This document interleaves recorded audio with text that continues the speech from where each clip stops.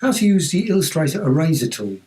Now, first thing to do is actually just select a path. That's the key thing. You have to have path selected. If you haven't got a path selected, the eraser tool is not much use. There's the eraser tool itself. So there's a eraser tool there. And once you've actually got a selected path, so I'm just going to make sure I've got a path selected. There it's selected there. Now select the eraser tool and double click to bring up the options. There's angle, there's roundness, and there's size. Now, angle can only really be of any use when you've actually changed the roundness. Just so if you reduce the roundness, then you can change the angle. You can change the size at any time. Now you can apply the size fixed, so it's actually just a fixed size. You can set it to be 53, 54, whatever, and you can see then you just go through and it's a fixed size. So there's the actual path there. Then what you can also do, once you've actually got that, you can actually select the individual actual paths there. Now I'm just going to get rid of those quickly. Go back, double click on the tool again, press return.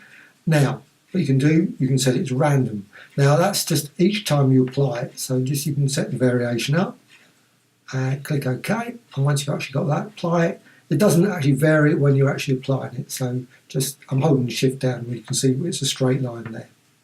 You can see the size is slightly different each and every time you apply it because of that randomness feature. You can do the same with angle as well as roundness as well. And that's the key thing, variation there.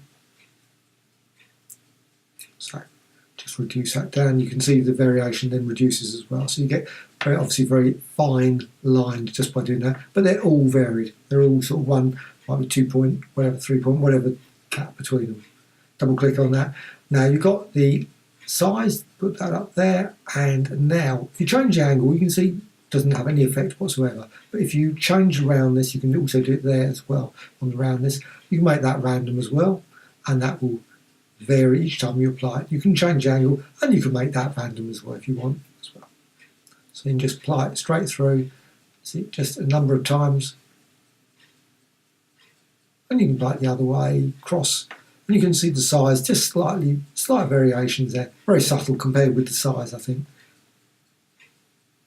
So you can, let's say again, change the angle. If you want to change the angle, click OK.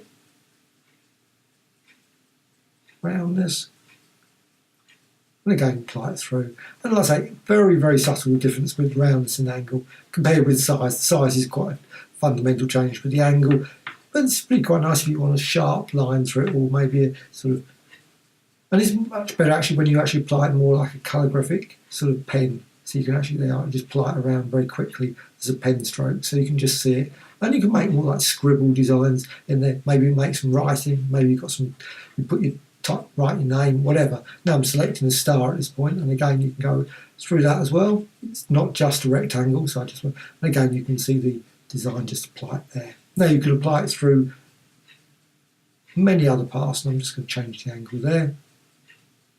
Click OK, and again you can see very quickly through there. Now you can see the other path there, which I went through. That one's got a freeform gradient. That didn't change. It just ignores it. It's not selected. You can also reset very quickly as well just by clicking the reset there. Now again, go back there, select that, make sure I've selected the freeform. Now the freeform is just in CC 2019, and you can apply the eraser. And what happens is you get two paths. You've got two paths there when you apply it through. Of course, you don't have to apply it all the way through. You can apply it just halfway through, and you just get sort of cut into it, and you can edit the freeform. Now what you can do when you've actually got that freeform edited, and just make sure it's there, it's selected, edit that, and you can see the points. There's 3 points there, and likewise on the other one you can just go that one, edit, and you can see the 3 points again. So there were before that 3 points, and it's just divided those, and you can cut it again, and you can see each time just cut it. And of course you can vary the colour if you want, and if it's not selected again, it doesn't make any difference, it will just ignore it. So just select that.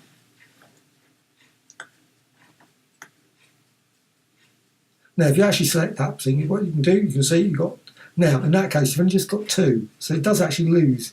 If it's obviously off, just obviously won't keep it. So there's 3 there again. But it's great for creating some weird and unusual colour designs there. Now, once you actually get that, what you can do, you can also use it with type, but you have to expand the type. It will not work with just normal type. So if you apply it to normal type, it will just ignore it. You can just go over it and it will do nothing. So just drag that over and then go to the eraser tool and then just apply it. And like I say, nothing at all.